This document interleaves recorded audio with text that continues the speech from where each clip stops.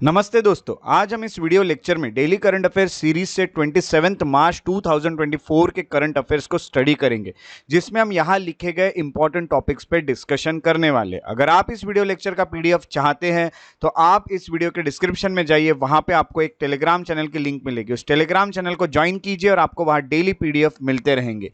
उसके साथ साथ आपको बता दूं कि आपको इस वीडियो लेक्चर के एंड तक बने रहना है, क्योंकि एंड में हम इन टॉपिक से रिलेटेड, आज के करंट अफेयर से रिलेटेड एमसीक्यूज को सॉल्व करने वाले हैं और आपको उसे सीरियसली सॉल्व करना है और उसके आंसर जो आपको सही लग रहे हैं उसको कमेंट सेक्शन में लिखना है, क्योंकि आपको पता है जब आप जितने ज्यादा एमसीक्यू सॉल्व करोगे उतने आपके चांसेस बढ़ जाते हैं एग्जाम निकलने के। तो एमसीक्यू सॉल्व कीजिए, अपने नॉलेज को अप्लाई कीजिए और एग्जाम निकलने के अपने चांसेस को पूरी तरह से बढ़ा लीजिए। तो चलिए आज के वीडियो लेक्चर की शुरुआत करें। 27 मार्च 2024 की जो हमें पहली न्यूज देखने मिल रही है वो है कॉफी वेराइटीज इन इंडिया को लेके। यस, सही सुना आपने, कॉफी वेराइटीज। आपके इस बार के एग्जाम में कॉफी वेराइटीज पे भी क्वेश्चन आ सकते हैं और ये जो सिलेबस है ये ज्योग्राफी में जाता है। ऐसा हुआ क्या कि आपको कॉफी के वेराइटीज अभी पता करने पड़ेंगे।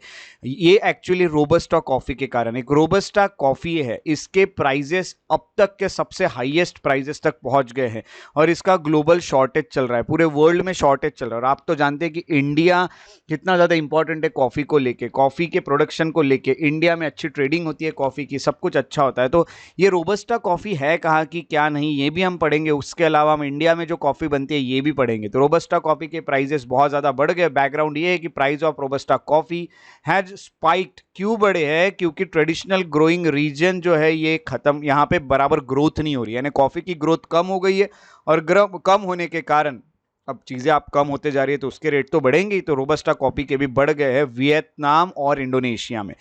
अब यहाँ पे अगर हम देखते हैं, इंडिया की बात करते हैं, कॉफी तो इंडिया में बनती है और कॉफी के ऊपर आपको क्वेश्चन भी आ सकते हैं।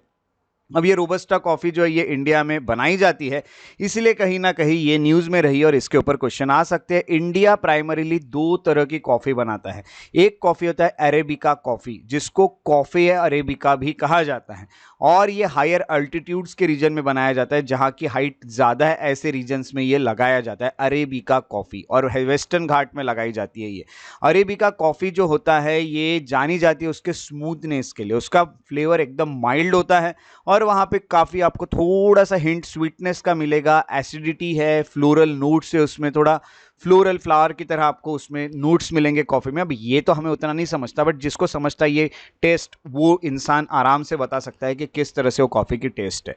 तो ये वेस्टर्न घाट में हाई अल्टीट्यूड के रीजन में रहने वाली कॉफी है, मिलने वाली कॉफी है। दूसरी है रोबस्टा कॉफी, इसको कॉफी कैनोफेरा भी कहा जाता है। तो ये जो कॉफी है रोबस्टा कॉफी, ये ग्रो कराई जाती है लो लैंड में, यानी ये हाइट पे नहीं, लो लैंड में लगाई जाती है, केरला में, कर्नाटक में और तमिलनाडु में। अच्छे से याद रखिएगा, इंपॉर्टेंट नेचुरल रिसोर्स है ये हमारा, और इसके ऊपर क्वेश्चन कभी भी आ ही सकते हैं। तो हम कहेंगे ये काफी स्ट्रांग होती है, जैसे ये स्मूथ होती है ना अरेबिका कॉफी, वैसे रोबस्टा कॉफी काफी स्ट्रांग होती है और ज्यादा कड़वी होती है, बीटर होती है as compared to arabica coffee. इसमें हायर कैफीन लेवल्स होते हैं, कैफीन इसमें ज्यादा होती है। आपको तो पता है कॉफी में कैफीन होता है, तो ये जो कॉफी इसमें कैफीन ज्यादा होता है। अब आगे अगर हम आते हैं तो हमें कुछ रीजन्स देखने पड़ेंगे और किस तरह की क्लाइमेटिक कंडीशंस यूजफुल है कॉफी के प्रोडक्शन के लिए, वो भी देखना होगा। तो सबसे पहले रीजन्स जो है जहां पे कॉफी के प्रोडक्शन लिए जाते हैं, उसमें सबसे पहले हिली ट्रैक्ट्स है साउथ इंडिया के। सबसे ज्यादा कॉफी जहां ली जाती है वो hills of south India, India के सदर्न पोर्शन के स्टेट्स जैसे कर्नाटक में देखा गया तो 71% कॉफी का प्रोडक्शन सिर्फ कर्नाटक में होता है। उसके भी अलावा कोडगू करके जो डिस्ट्रिक्ट है वहां 33%, कंट्री में जितनी कॉफी बनाई जाती है इंडिया में उसके 33% तो एक डिस्ट्रिक्ट में ही बन जाती है, और जितनी कॉफी बनती है उसके 71% तो एक स्टेट में ही बन जाती है। उसके बाद केरला का नंबर आता है, केरला में 21% कॉफी का प्रोडक्शन होता है ओवरऑल। तमिलनाडु में 5% होता है। अप्रोक्सीमेटली 8200 टन ऑफ प्रोडक्शन आपको तमिलनाडु में देखने मिलता है। एडिशनली नई कॉफी के ग्रोइंग एरिया भी डेवलप किए जा रहे हैं नॉन ट्रेडिशनल रीजन्स में, यानी ट्रेडिशनल रीजन है वो जहां पहले से कॉफी लगाई जाती है, ये नॉन ट्रेडिशनल रीजन है। जैसे कि आंध्र प्रदेश में भी आजकल आपको कॉफी के प्रोडक्शन देखने मिलेंगे, ओडिशा में भी देखने मिलेंगे, ईस्टर्न कोस्ट में, तो यहां भी अभी ये देखने मिल रहा है। तो क्लाइमेटिक कंडीशन लगती कैसी है कॉफी के लिए? सबसे पहले टेम्परेचर की अगर बात करें तो टेम्परेचर 15 डिग्री से 28 डिग्री सेल्सियस तक का टेम्परेचर कॉफ़ी के लिए काफ़ी अच्छा माना जाता है। दूसरा, रेनफॉल की बात करें तो 150 से 250 सेंटीमीटर्स यानी काफ़ी अच्छा रेनफॉल कॉफ़ी के प्रोडक्शन के लिए लगता है, एनुअल रेनफॉल। उसके अलावा सॉइल रिक्वायरमेंट की बात करें तो कॉफ़ी के प्लांट्स जो होते हैं उनके लिए well drained soil, loamy soil होना, जिसमें ऑर्गेनिक मैटर, ह्यूमस प्रेजेंट होना चाहिए। यानी हम देखेंगे कि वो ज़्यादा गीली मिट्टी नहीं होनी चाहिए, वेल ड्रेन्ड होनी चाहिए। उसके अलावा लोमी होनी चाहिए वो सॉइल थोड़ी, तो उसमें आपको कॉफ़ी काफ़ी अच्छी देखने मिल सकती है। अब ये लोमी सॉइल कौन सी होती है? लोमी सॉइल यानी काफ़ी फर्टाइल सॉइल होती है। क्ले यानी मिट्टी जो होती है ना कीचड़ वाली, वैसी सॉइल इसके लिए लगती है लोमी सॉइल। और ड्राई पीरियड होना चाहिए राइपनिंग के वक्त, जब ये ग्रो होती है कॉफ़ी उस वक्त ड्राई पीरियड होना चाहिए, यानी ड्राई वेदर होना चाहिए, तभी कॉफ़ी की जो बेरीज होती है वो काफ़ी अच्छे से डेवलप हो सकती है। तो ड्राई वेदर, ज़्यादा मॉइस्ट नहीं होना चाहिए, मॉइस्चर नहीं होना चाहिए, ये भी आपको देखने यहाँ पे मिलता है। इसी के साथ साथ अगर एलिवेशन की बात करें, कॉफ़ी लगाने के लिए जो हाइट लगती है तो ये हिल स्लोप्स पे लगाई जाती है पहली बात तो, और एलिवेशन इसकी 600 से 1600 मीटर होनी चाहिए। यानी ये जो हाइट है जहाँ कॉफ़ी लगाई जाएगी ये एटलीस्ट 600 से 1600 मीटर्स तक की हाइट पे ही कॉफ़ी लगाई जा सकती है काफ़ी अच्छे से।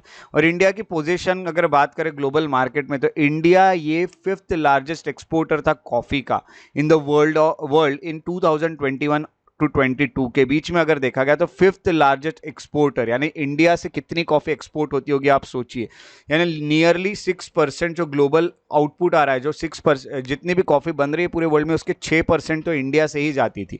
नियरली 80% इंडिया की कॉफ़ी जो है वो एक्सपोर्ट की जाती थी। हमारे यहाँ जितनी बनती थी उससे 80% तो हम बाहर ही भेज देते थे।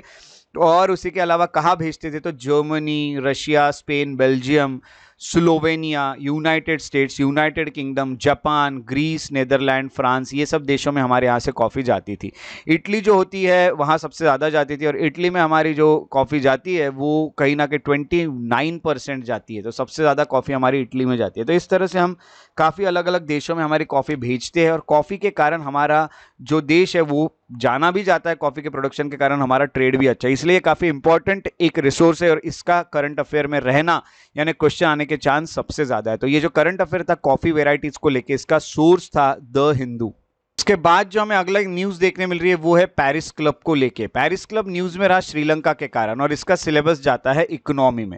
आपको पता है कि श्रीलंका की इकोनॉमी काफ़ी ज़्यादा नीचे आ चुकी है, बहुत ज़्यादा गिर चुकी है। श्रीलंका को इधर उधर से डेट लेने की ज़रूरत पड़ रही है। डेट यानी हम कहेंगे लोन लेने की ज़रूरत पड़ रही है, यहाँ वहाँ से पैसे उधार लेने की ज़रूरत पड़ रही है। और श्रीलंका अभी बहुत क्लोज है to finalising a debt treatment plan India के साथ और पेरिस क्लब के साथ। यानी इंडिया और पेरिस क्लब जो उनको देने वाले हैं ये डेट प्रोवाइड करने वाले, उससे श्रीलंका की ग्रोथ का सोचा जा रहा है। ये दोनों का मिलकर कोलैबोरेटिव एफर्ट है इंडिया का और पेरिस क्लब का, कि श्रीलंका को वो कहीं ना कहीं आगे बढ़ा सके। और ये जो propose plan is expected to include moratorium of up to 6 years. अब आप सोच रहे होंगे मोरेटोरियम पीरियड क्या होता है? जब भी आप कहीं से लोन लेते हैं, डेट लेते हैं, पैसे उधार लेते हैं, आपको ईएमआई भरना शुरू नहीं करना पड़ता, यानी आपको पैसे देना शुरू नहीं करना है, रीपेमेंट शुरू नहीं हुआ है, उस पीरियड को मोरेटोरियम पीरियड कहते हैं। यानी 6 ईयर्स तक श्रीलंका को कोई भी रीपेमेंट करने की जरूरत नहीं है, जो भी ये लोग पैसे की हेल्प करेंगे उसको। तो श्रीलंका 6 साल में कहीं ना कहीं अच्छे पोजिशन में आ जाएगा, और उसके बाद श्रीलंका अपना जो डेट है उसे पे कर सकता है। और इंटरेस्ट रेट जो होगा वो भी कम रहेगा बाद में भी, जो रीपेमेंट का पीरियड रहेगा ना उसमें। यानी जब श्रीलंका अपना लोन वापस पे करने लगेगा, जिसको रीपेमेंट का पीरियड कहेंगे, तो रीपेमेंट के पीरियड में भी काफ़ी कम आपको वहाँ पे श्रीलंका को इंटरेस्ट रेट देना पड़ेगा, ऐसा भी कहा जा रहा है। तो श्रीलंका की काफ़ी अच्छी हेल्प की जा रही है इंडिया द्वारा और पेरिस क्लब द्वारा। अब ये पेरिस क्लब है क्या, ये देख लेते हैं। पेरिस क्लब एक इनफॉर्मल ग्रुप है, ये कोई फॉर्मल ग्रुप नहीं, ऑफ क्रेडिटर नेशन, जो किसी को पैसे देते हैं ऐसे देशों का ये ग्रुप है, जो कहीं ना कहीं डेट रिलेटेड सॉल्यूशन आपको देते हैं, जो कंट्रीज फाइनेंशियल डिफिकल्टीज में, जैसे अभी एट प्रेजेंट श्रीलंका है, तो श्रीलंका को कहीं ना कहीं ये लोग डेट देंगे, यानी ये कहीं ना कहीं लोन प्रोवाइड करेंगे। पेरिस क्लब को 1956 में बनाया गया था, और इसमें 22 परमानेंट मेंबर्स है। 22 परमानेंट मेंबर्स जो है उसमें कुछ बड़े बड़े देश है, जैसे कि ऑस्ट्रेलिया है, ऑस्ट्रिया है, बेल्जियम है, Canada, Denmark, Finland, France, Germany, Ireland, Israel, Japan, Netherlands, Norway, Russia, south Korea, Spain, Sweden, Switzerland, United kingdom and United states. ये सब उसके 22 परमानेंट मेंबर है, जो कि बहुत इफेक्टिवली काम कर रहे हैं ताकि किसी भी देश को हेल्प कर सके फाइनेंशियली। अगली बात आपको ये भी बता दूं कि ये जितने भी मेंबर्स है ये organisation for economic cooperation and development OECD के भी मेंबर्स है।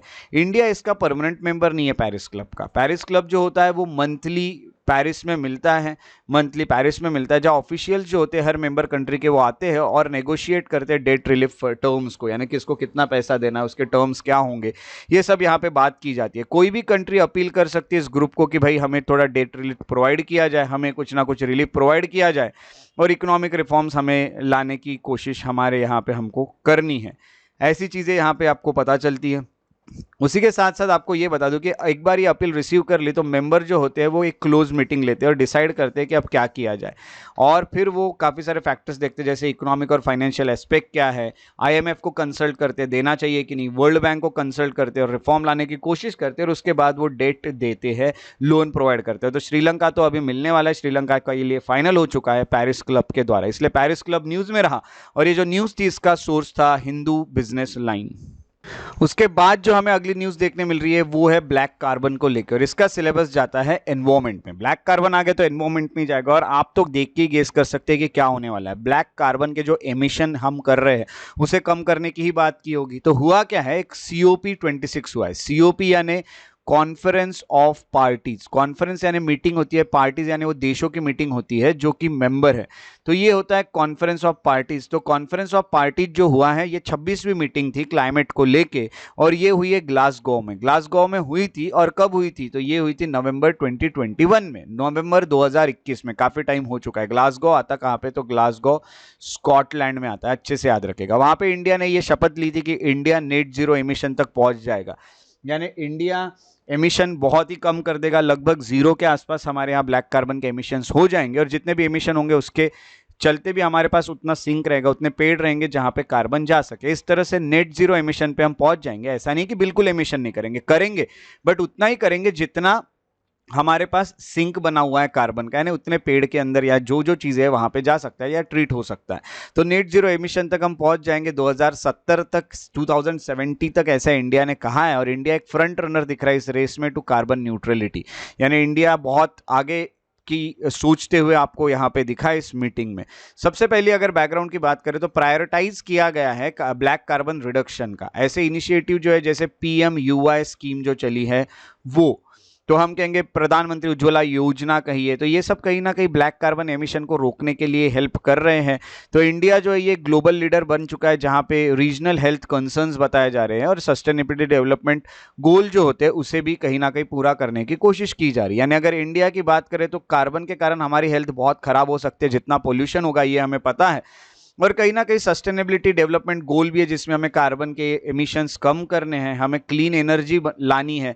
कोयले के जगह हम सोलार का यूज़ करेंगे, कोयला के जगह हम विंड एनर्जी यूज़ करेंगे, यानी हम कहीं ना कहीं कोल के जगह काफ़ी अलग अलग एनर्जीज यूज़ कर सकते हैं, ब्लैक कार्बन के जगह काफ़ी अलग अलग एनर्जीज यूज़ कर सकते हैं। तो ये भी हमारा एक गोल रहा है और उसी से हम ग्लोबल क्लाइमेट मिटिगेशन तक पहुँच सकते हैं। यानी कहीं ना कहीं जो क्लाइमेट चेंजेस आ रहे हैं कार्बन के कारण, जो हीट बढ़ते जा रही है, गर्मी बढ़ते जा रही है, टेम्परेचर बढ़ता जा रहा है, उसे भी हम कहीं ना कहीं रोक सकते हैं, ऐसा भी हमारा कहना है। अब ये ब्लैक कार्बन होता क्या है, सबसे पहले ये जान लेते हैं हम। तो ये जो ब्लैक कार्बन होता है ये एक डार्क सूटी मटेरियल होता है। सूटी मटेरियल यानी थोड़ा ब्लैकिश मटेरियल होता है, तो ये काफ़ी डार्क और एक सूटी मटेरियल होता है जो एमिट होता है बाकी पोल्यूटेंट्स के साथ। यानी जब भी आप कोई बायोमास या फिर फॉसिल फ्यूल जो है उसको जलाते हो, इनकम्प्लीट उनका कंबशन होता है, आधा अधूरा, जब उसे जलाया जाता है तो वहाँ से निकलता है ब्लैक कार्बन। तो बायोमास को जलाना है, फॉसिल फ्यूल, कोयला और ये सब को जलाना, जो फुल्ली कंबस्टेड नहीं है वो चीज़ों आधे उधेरे जो जलते हैं वहाँ से निकलता है ये ब्लैक कार्बन। उसी के अलावा इस कारण ग्लोबल वार्मिंग भी होती है। ग्लोबल वार्मिंग क्योंकि कार्बन में कैपेसिटी की जो भी सन से हीट आ रही है वो जब पृथ्वी हमारी अर्थ रिफ्लेक्ट बैक कर रही है तो कार्बन जो होता है वो एक ग्रीन हाउस गैस है, वो क्या करता है इसको एब्जॉर्ब कर लेता है। एब्जॉर्ब करने के कारण हमारा जो क्लाइमेट है वो गर्म होने लगता है। तो ग्लोबल वार्मिंग भी ब्लैक कार्बन के कारण होती है। स्टडीज़ ने ये भी कहा गया है कि डायरेक्टली आप एक्सपोजर अगर होता है ब्लैक कार्बन का तो बहुत ज़्यादा रिस्क है कि लोगों को हार्ट डिजीजेस हो जाए, बर्थ कॉम्प्लिकेशंस हो जाए, प्री मैच्योर डेथ होने लग जाए बच्चों की। ये सब चीज़ें हो सकती है अगर हमने ब्लैक कार्बन के एमिशन के साथ हम डायरेक्टली संपर्क में आ जाए, डायरेक्टली कॉन्टैक्ट में आ जाए तो हमें इससे बच के रहना चाहिए। और ज़्यादातर जो ब्लैक कार्बन एमिशन है इंडिया में जो आ रहा है वो बायोमास से आ रहा है, जैसे कि काऊ डंग को जलाना या फिर स्ट्रॉ को जलाना है ना, तो कुक स्टोव्स में, ट्रेडिशनल कुक स्टोव्स में जो हम ये डालते हैं या हम चूल्हा जो कहते हैं उसमें डालते हैं, उससे ये काफ़ी एमिशन होता है। अकॉर्डिंग टू 2016 स्टडी, जो घर से निकलने वाला है ये ब्लैक कार्बन, वो 47% है। जितना निकल रहा है उसका 47% तो लोगों के घर से निकलता है ये ब्लैक कार्बन इंडिया में।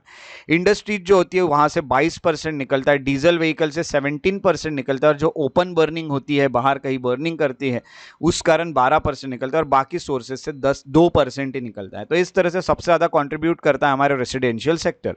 डीकार्बनाइजेशन एफर्ट जो इंडस्ट्री में वो लिए जा रहे हैं, ट्रांसपोर्ट सेक्टर में लिए जा रहे हैं, जिस कारण ब्लैक कार्बन एमिशन को रोकने की कोशिश की जा रही है। बट सबसे बड़ा इशू है रेसिडेंशियल सेक्टर, घर पे लोग जो चूल्हा जला रहे हैं उन्हें कैसे रोके, तो ये सबसे बड़ा चैलेंज रहा है। अब गवर्नमेंट क्या कर रही है, तो गवर्नमेंट का रोल अगर देखा गया तो मई 2016 में गवर्नमेंट ऑफ इंडिया ने प्रधानमंत्री उज्ज्वला योजना लाई थी, जिससे वहां पे एलपीजी, फ्री एलपीजी कनेक्शंस लोगों के घर पे दिए जाएंगे, ऐसा कहा गया था, जो बिलो पॉवर्टी लाइन है। तो बीपीएल वाले लोग जो है वो जो चूल्हा का यूज कर रहे थे उनको फ्री कनेक्शन दिए जाएंगे एलपीजी गैस सिलेंडर के, ये कहा था। प्राइमरी ऑब्जेक्टिव यही था कि क्लीन बनाया जाए कुकिंग फ्यूल को रूरल और पुअर हाउस में, और कहीं ना कहीं जो कुकिंग फ्यूल्स है जो लोग यूज कर रहे हैं चूल्हा और ये सब, उसको कहीं ना कहीं रिप्लेस किया जाए। तो पीएमयूआई जो है, प्रधानमंत्री उज्ज्वला योजना जो होता है, वहां पे इंफ्रास्ट्रक्चर बनाया गया जिससे एलपीजी कनेक्शंस लोगों को दिए गए, फ्री गैस स्टोव्स लोगों तक पहुंचाए जाएंगे, डिपॉजिट्स कराए जाएंगे एलपीजी सिलेंडर्स के लिए, और डिस्ट्रीब्यूशन का नेटवर्क स्ट्रांग कराया जाएगा, डिस्ट्रीब्यूशन अच्छा कराया जाएगा जहां लोगों तक सिलेंडर्स पहुंचेंगे। प्रोग्राम जो होता है has been able to play vital role, तो काफ़ी बड़ा रोल रहा है ऐसा कहना है ब्लैक कार्बन एमिशन को रोकने में। और बट इन 2022-23 25% जो है जितने भी बेनिफिशियरीज है उसमें से 25% लोग, यानी ये जिनको इस स्कीम के बेनिफिट मिल रहे थे उसमें, यानी 2.69 crore people availed either zero LPG refill और only 1 LPG refill according to right to information data, meaning still relied entirely on traditional biomass for cooking. यानी काफ़ी सारे लोगों ने इसका फ़ायदा शायद नहीं उठाया, उन तक नहीं पहुंच पाई है ये योजना, उस कारण काफ़ी ज़्यादा कम नहीं होते हुए दिख रहा है आपको ये जो बायोमास है उसका यूज। तो हम कहेंगे ब्लैक कार्बन का एमिशन होते ही रहा है। तो ये रहा आपका ब्लैक कार्बन वाला करंट अफेयर, और इसका सोर्स था द हिंदू। उसके बाद की जो हमें न्यूज़ देखने मिल रही है वो है सिकल सेल डिजीज़ को लेके। यस, काफ़ी सारे लोगों में सिकल सेल डिजीज़ देखने मिलता है और काफ़ी इंपॉर्टेंट है इसके बारे में पढ़ना, और इसका सिलेबस जाता है साइंस में, और इसके ऊपर क्वेश्चन आने के चांस बहुत ज़्यादा है, याद रखिएगा।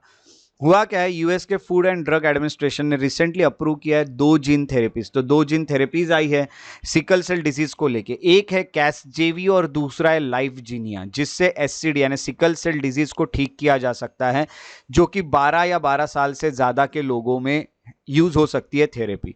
कैसजेवी की बात करें तो उसे डेवलप किया है वर्टेक्स फार्मास्यूटिकल्स ने और क्रिस्पर थेरापेटिक्स ने, एंड अब इसको अप्रूवल मिला है यूके से, और ये फर्स्ट क्रिस्पर बेस्ड थेरेपी होगी। अब ये क्रिस्पर बेस्ड थेरेपी क्या होती है ये आपको अभी से टेंशन नहीं लेना है, मैं आपको आगे बताने वाला हूँ, आगे हम इस पर डिस्कशन करने वाले। तो अभी फिलहाल अभी इसको होल्ड पे रखिए अपने माइंड में, और एंड में हम इस पर डिस्कशन करेंगे, तो आप इसको जब पढ़ोगे तो आपको पता चल जाएगा क्रिस्पर बेस्ड थेरेपी होती क्या है। तो इसको भी कहीं ना कहीं रेगुलेटरी अप्रूवल मिला है यूएस से। और लाइफजीनिया जो होता है जिसको मैन्युफैक्चर किया है ब्लू बर्ड बायो ने, ये क्रिस्पर को यूज नहीं करेगा, बट ये कहीं ना कहीं वायरल वेक्टर पे डिपेंड रहेगा, जिससे ब्लड स्टेम सेल्स को चेंज किया जाएगा। तो ये सब चीजें भी यहाँ पे आपको पता चलेगी, आगे सब कुछ क्लियर हो जाएगा। आगे बढ़ते हैं। अब अगर हम इसके बैकग्राउंड में जाए तो ये जेनेटिक थेरेपीज जो होती है, इस कारण काफ़ी सारी उम्मीदें जाग गई है लोगों में जो जिनको एससीडी है, सिकल सेल डिसीज है। फिर भी काफ़ी सारे एम्यूनिटीज़ की अभी भी ज़रूरत है जो कि अफेक्टेड लोगों तक पहुंच पाए। तो हम कहेंगे काफ़ी सारे और हमें इसमें डेवलपमेंट्स करने पड़ेंगे। तो ये एससीडी होता क्या है, सिकल सेल डिजीज़ होता क्या है, ये सबसे पहले देख लेते हैं। ये जो सिकल सेल डिजीज़ है ये इनहेरिटेड हीमोग्लोबिन डिसऑर्डर है, जिसमें रेड ब्लड सेल्स जो है आरसीबी जो है वो क्रेसेंट या सिकल शेप के हो जाते हैं ड्यू टू जेनेटिक म्यूटेशन। तो जेनेटिक कुछ चेंजेस के कारण, जेनेटिक चेंजेस के कारण अब ये ऐसे पूरे गोल नहीं रहेंगे, ये ऐसे सिकल की तरह रहेंगे। तो ऐसे कुछ ना कुछ सिकल सेल बन जाते हैं, तो ये इससे काफ़ी सारे प्रॉब्लम्स क्रिएट होते हैं। तो हम कहेंगे कि ये इनहेरिटेड होता है, पहले से ही होता है, लोगों को बचपन से ही होता है। तो आरबीसीज जो होती है ये रिजिड और इम्पेयर सर्कुलेशन करती है, हम कहेंगे कि काफ़ी रिजिड है और इसमें सर्कुलेशन होता है, और हम कहेंगे अब ये इस तरह की होने के कारण एनीमिया हो जाता है, हीमोग्लोबिन की कमतरता, हीमोग्लोबिन बढ़ नहीं पाता, इसलिए एनीमिया हो जाता है, ऑर्गन डैमेज हो सकते हैं, और उसी के अलावा सीवियर और एपिसोडिक पेन भी हो सकता है, और जल्दी डेथ भी हो सकती है, बच्चों की प्री मैच्योर डेथ भी हो सकती है। तो ये जो एपिसोडिक पेन होता है, इसमें होता क्या है, तो इसमें हेडेक होता है, कभी बैक पेन होता है, कभी जॉइंट पेन होती है, इस तरह की चीज़ें यहाँ पे फील होती है जो लोगों को ये सिकल सेल डिजीज होते हैं वो, तो उसे एपिसोडिक पेन कहते हैं। इंडिया जो है वो थर्ड हाईएस्ट है एससीडी के बोर्ड्स में, जो बच्चों को बचपन से ही एससीडी है उसमें इंडिया का तीसरा नंबर है after Nigeria and democratic Republic of Congo. Congo और नाइजेरिया के बाद, नाइजेरिया और कॉन्गो के बाद इन इंडिया तीसरे नंबर पे आता है इस सिकल सेल डिजीज को लेके। तो हम कहेंगे कि देखिए कि access to treatment as a major issue, India में सबसे मेन इशू है कि लोगों की ट्रीटमेंट नहीं हो पाती है। 2023 में गवर्नमेंट ऑफ इंडिया ने लॉन्च किया था national sickle cell anaemia elimination mission, और इससे जो सिकल सेल डिजीज है इसको पूरी तरह इंडिया से खत्म कर दिया जाएगा 2047 तक, 47 तक, ऐसा गवर्नमेंट ने कहा था। एट प्रेजेंट ये जो ट्रीटमेंट और केयर है एससीडी की वो अभी बहुत इनएडिक्वेट और इनएक्सेसिबल है, अभी भी ये बहुत लोगों तक नहीं पहुंच पा रही। एग्जाम्पल जो है वो है सबसे पहला तो कि जो ड्रग है हाइड्रोक्सीयूरिया करके जो ड्रग है, ये ड्रग भी अवेलेबल नहीं है, ये जो मेडिसिन है ये अवेलेबल नहीं है। उसी से पता चलता है कि कितना कम एक्सेसिबल है इसके ट्रीटमेंट।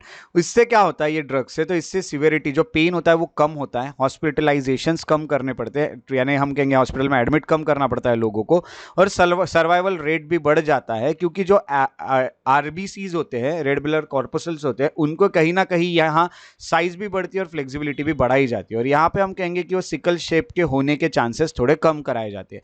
उसके अलावा ब्लड ट्रांसफ्यूजन एक और इंपॉर्टेंट थेरेपी है एससीडी के लिए, बट ये इसकी अवेलेबिलिटी देखा गया तो काफ़ी लिमिटेड है, डिस्ट्रिक्ट लेवल फैसिलिटीज़ में देखने मिलती है। तो ब्लड चेंज करना, ब्लड का ट्रांसफ्यूजन करना, ये चीज़ें तो ज़्यादातर ब्लॉक कम्युनिटी हेल्थ सेंटर जो होते हैं वो ये ऑफर नहीं करते हैं, ये दूसरा प्रॉब्लम। तीसरा एक और है बोन मैरो ट्रांसप्लांटेशन, बीएमटी। ये भी एससीडी पेशेंट तक नहीं पहुंच पा रहा है, क्योंकि देखा गया तो डोनर जो है उससे आपकी सब चीज़ें मैच होनी चाहिए, और इसका कॉस्ट भी काफ़ी ज़्यादा है, और ट्रीटमेंट जो है वो प्राइवेट फैसिलिटीज़ में अवेलेबल है, और इसका वेटिंग टाइम पब्लिक हॉस्पिटल्स में काफ़ी ज़्यादा है, इसलिए इसका भी ट्रीटमेंट लोगों तक नहीं पहुंच पा रहा है। तो ये सब चीज़ें अगर देखा गया तो एक और application of gene editing technology, जिसको क्रिस्पर कहा जाता है। क्रिस्पर यानी हम कहेंगे short for clustered regulatory interspaced short palindromic repeats, यानी हम कहेंगे कि यहाँ पे जीन जो है, जीन्स होते हैं उसको एडिट किया जाएगा आपके अंदर के, और एससीडी को ट्रीट किया जाएगा। ये काफ़ी ज़्यादा एक हम कहेंगे इम्पॉर्टेंट है एससीडी को ट्रीट करने के लिए, और यहाँ पे काफ़ी सारे चांसेस भी है कि ठीक हो जाए। इंडिया ने अप्रूव किया है 5 ईयर प्रोजेक्ट, जिससे क्रिस्पर जो होता है इसको डेवलप किया जाएगा सिकल सेल एनीमिया को लेके। Under sickle cell anaemia mission, council of scientific and industrial research जो है वो डेवलप कर रहे हैं जीन एडिटिंग थेरेपीज को एससीडी के लिए। अराउंड 34 लाख करोड़ जो होते हैं इतने रुपए एलोकेट किए गए अब तक इस मिशन में 2020 से 2023 तक। तो कोशिशें तो चल रही है, बट देखते हैं कितने अच्छे से इस चीज़ों का इंप्लीमेंटेशन अब हो सकता है सरकार के द्वारा। देखा गया तो अगला जो है वो है CRISPR. CRISPR is cluster regulatory interspaced short palindromic repeats. CRISPR originally देखा गया तो ये एक बैक्टीरियल इम्यून सिस्टम है ना। तो यहाँ देखा जाए तो it forms the basis for this technology. तो इसमें सबसे पहले होता क्या है, ये सिस्टम ऐसा है जिसमें बैक्टीरिया काम करेगा, बैक्टीरिया वेयर हाउस की तरह काम करेगा पास्ट इन्फेक्शन के लिए। जो बैक्टीरिया रहेंगे किसी के भी अंदर, उनको पता रहेगा कि अब तक बॉडी में क्या क्या पास्ट इन्फेक्शंस हुए, और ऐसे जो चीज़ें उसको वो स्टोर करके रखेंगे, और स्टोर करने के बाद अपने आप में वो चीज़ें उस बैक्टीरिया में आ जाएगी। यानी जब भी वापस से बैक्टीरिया जब भी वापस से इस तरह की चीज़ें जब अटैक करेगी, तो जो बैक्टीरिया रहेगा रिकॉग्नाइज कर लेगा ऐसे वायरस के बॉडी के अंदर ही हमारे, और उसको डिस्ट्रॉय कर देगा। इस तरह के वायरसेस जब आएंगे उसको, तो बैक्टीरिया डेवलप किया जाएगा, और उसके अंदर ही वो कैपेसिटी रहेगी कि वो जब भी बाहर से कोई और अटैक करेगा, जो भी हम कहेंगे हमारे बॉडी में वायरस, उसको डिस्ट्रॉय कर देंगे। तो ये जो बैक्टीरिया होता है in short is immunised when it employs the CRISPR system, है ना। तो इसमें बैक्टीरिया डाला जाता है आपके अंदर। तो रिसर्चर्स जो होते हैं they have adopted it as a tool to cut, delete and add DNA। तो DNA ऐड करना, डिलीट करना, कट करना, ये सब अंदर हो सकता है। उसकी लोकेशन देखी जाती है, अलग अलग विंडोज देखी जाती है, जिससे ट्रीट किया जा सकता है इस जेनेटिक डिसऑर्डर को। और कहीं ना कहीं drought resistant plant, food crops को भी मॉडिफाई किया जा सकता है। इसके एक्सपेरिमेंट से हम कहेंगे काफ़ी सारे जो भी चीज़ें हैं, जैसे कि वूली मैमोथ था या फिर डोडो था, ये जो एक्सटिंक्ट हो गए, ऐसे भी जानवरों को हम एक्सटिंक्ट होने से भी बचा सकते हैं। तो काफ़ी सारी जगह ये यूज़ हो सकता है, इंसानों को ट्रीट करने के लिए यूज़ हो सकता है, उसके अलावा जानवरों को ट्रीट करने के लिए, उनको एक्सटिंक्शन से बचाने के लिए, प्लांट्स को ट्रीट करने के लिए भी यूज़ हो सकता है। ऐसा ये क्रिस्पर सिस्टम है जिसमें बैक्टीरिया का यूज़ होता है। तो ये यूज़ हो सकता है सिकल सेल डिजीज़ के पेशेंट्स में। तो इस तरह से सिकल सेल डिजीज़ जो होता है ये न्यूज़ में रहा, और इसका जो सोर्स है वो है द हिंदू। अब अगला जो हमें न्यूज़ देखने मिल रही है वो है फॉरेन एक्सचेंज ट्रेडेड फंड्स को लेके। और अब नाम से ही आपको पता चल रहा है ये जो ट्रेडेड फंड्स और ये सब है, इसका सिलेबस तो इकोनॉमी में ही जाएगा। तो रिसेंटली हुआ क्या है, securities and exchange board of India यानी जो सेबी है, उन्होंने इंस्ट्रक्ट किया है म्यूचुअल फंड के कंपनीज को कि वो अब एक्सेप्ट करना बंद कर दे जो एडिशनल इनफ्लो आ रहा है स्कीम में, जो कि इन्वेस्ट कर रहे हैं फॉरेन एक्सचेंज ट्रेडेड फंड में, ईटीएफ में, एफईटीएफ में। तो ये जो ईटीएफ होता है, एक्सचेंज ट्रेडेड फंड, ये क्या होता है ये भी हम पढ़ेंगे। तो पहले तो हमें ये न्यूज़ है ये पता चल जाता है। बैकग्राउंड में होता क्या है, ये जो भी चीज़ें बताई गई है, ये डायरेक्शन ये इफेक्टिव रहेंगे 1 अप्रैल 2024 से। आपको पता है कि नया फाइनेंशियल ईयर 1 अप्रैल से शुरू होता है, 31 मार्च पे खत्म होता है। तो वहां से ये शुरू होगा और ये जो मूव होगा यहाँ पे ये देखा जाएगा कि टोटल इन्वेस्टमेंट जो होंगे ईटीएफ में, उस पर कुछ ना कुछ लिमिट सेट की जाएगी, कैप सेट की जाएगी, आरबीआई उसे सेट करेगा।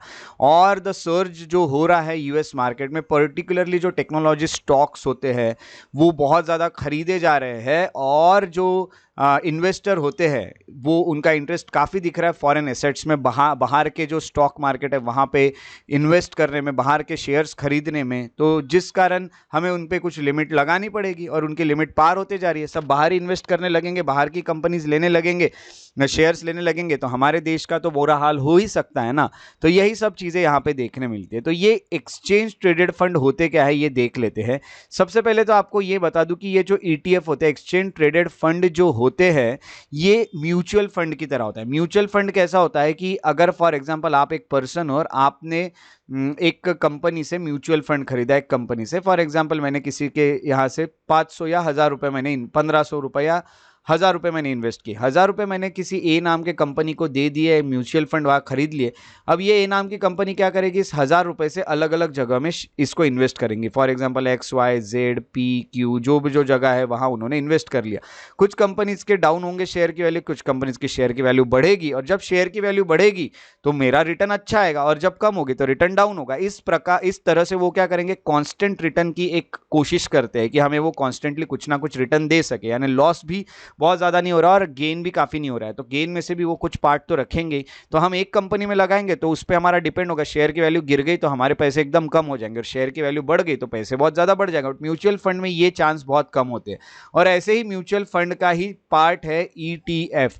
ईटीएफ जो होती है that are listed and traded on stock exchange, है ना। स्टॉक यानी जो शेयर के जो एक्सचेंज होते हैं, इंडिविजुअल स्टॉक, उसी तरह ये भी लिस्टेड होते हैं, इसको भी ट्रेडेड किया जाता है, इसको भी बेचा जा सकता है, खरीदा जा सकता है, इसको भी सेल और बाय किया जा सकता है लाइक शेयर्स। अब ये होने के अलावा यहाँ पे कहीं ना कहीं ये एक्सचेंज ट्रेडेड फंड्स जो होते हैं ये कहीं ना कहीं कुछ चीज़ें ट्रैक करते हैं, जैसे कि एसेट कितनी है, जैसे स्टॉक इंडाइसेस क्या कह रहे हैं, कमोडिटीज़ कितनी है, बॉन्ड्स है, या फिर बास्केट ऑफ एसेट्स कितने हैं। ये सब चीज़ें देख के ही हर चीज़ यहाँ पे सोची जाती है कि पैसा कहाँ लगाया जाएगा और कहाँ नहीं। जो ट्रेडिशनल म्यूचुअल फंड होते हैं वो उसकी तरह एकदम ईटीएफ नहीं होते ईटीएफ भी ट्रेडिशनल म्यूचुअल फंड की तरह ही होते हैं, बट एकदम उसकी तरह नहीं होंगे, वही होते तो हम उसको म्यूचुअल फंड ही कह रहे थे।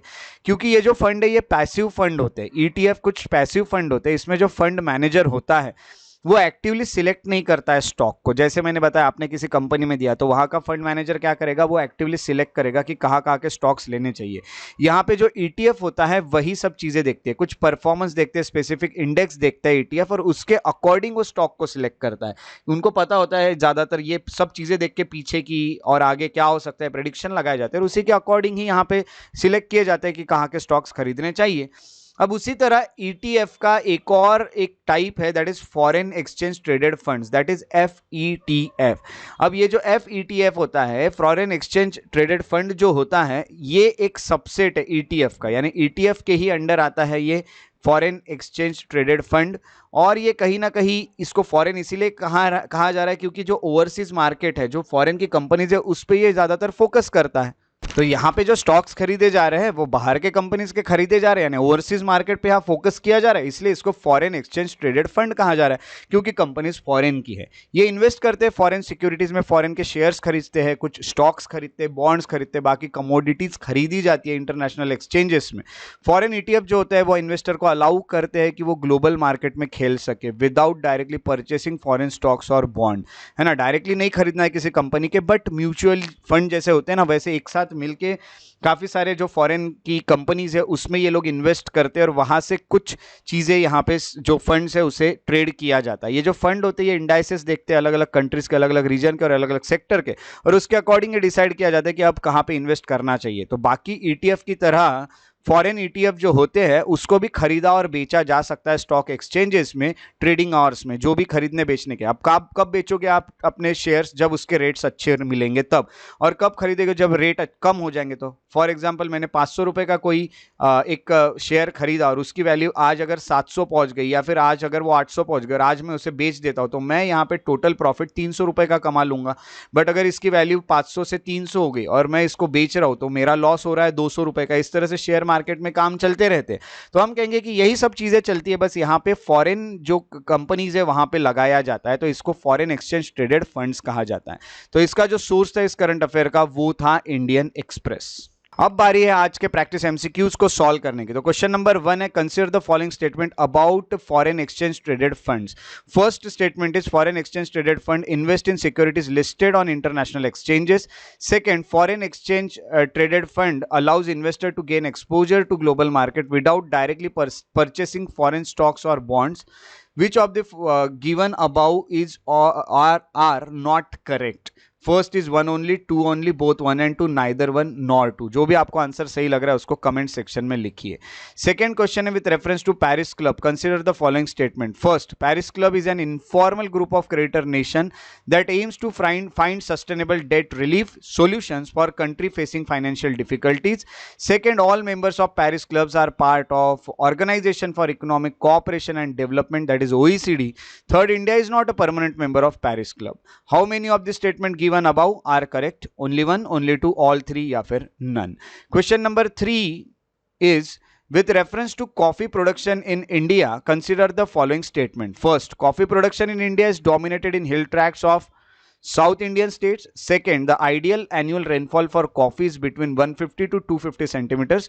Third, Assam is major producer of coffee in India. How many of the statements given above are correct? Only 1, only 2, all 3 या फिर none.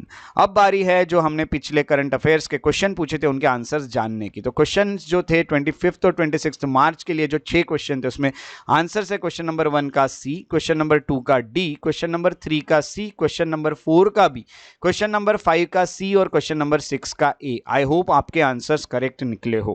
अगर आपको मेरे वीडियोस पसंद आते हैं तो उन्हें लाइक जरूर करें, शेयर करें और मेरे यूट्यूब चैनल को सब्सक्राइब करके बेल आइकॉन को प्रेस करना ना भूलें, ताकि आने वाले वीडियोस के नोटिफिकेशन आपको रेगुलरली मिलते रहे। अगर आप और अपडेट्स चाहते हैं तो आप फेसबुक पेजेस जो है मेरे उनको भी फॉलो और लाइक कर सकते हैं, श्रेयस बढ़िया इंटरप्रिटेशन। अगर आप मुझसे कोई भी क्वेश्चन पूछना चाहते हैं, कोई भी डाउट पूछना चाहते हैं तो आप मुझे डायरेक्ट मैसेज के थ्रू इंस्टाग्राम पे भी पूछ सकते हैं। मुझे फॉलो कीजिए श्रेयस बढ़िया द पीस लवर पे, आपको आपके सवालों के जवाब भी मिलते रहेंगे। उसी के साथ साथ अगर आप मुझे मेल करना चाहे तो shreyasbadi@gmail.com पे आप मुझे मेल भी कर सकते हैं। और अगर आप और भी इंफॉर्मेटिव वीडियो चाहते हैं तो आप मेरे एकेडमी श्रेयस IAS एकेडमी के जो अकाउंट है इंस्टाग्राम पे और फेसबुक पे, वहां भी उसे फॉलो करके मुझे सपोर्ट दिखा सकते हैं। मेरे साथ इस वीडियो में बने रहने के लिए बहुत बहुत शुक्रिया। Thank you so much for being here. Take care and have a very good day.